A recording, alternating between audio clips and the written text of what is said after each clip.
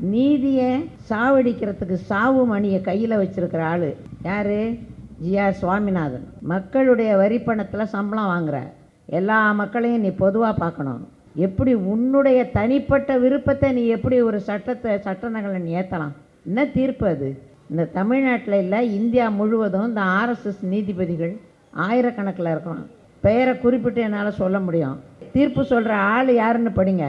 ஜெயச்சந்திரனா, GR. சுவாமிநாதனா, சுப்பிரமணியனா, அப்படி பாருங்கள்.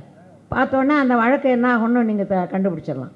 இப்படியெல்லாம் நீதிபதிகள் இருந்தால் நாட்டில் நீதி இருக்குமா? ஒரு மதத்துக்கு எப்படி நீ சார்பாக இருக்கலாம்? என்ன அநியாயம்யா!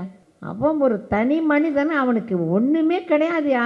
அவன் கல்வியும் கிடையாது, ஒழுக்கமும் கிடையாது, உண்மையும் கிடையாது. அப்படியாப்பட்ட ஒருத்தன் அவன் ஒரு மனு போட்டிருக்கான்.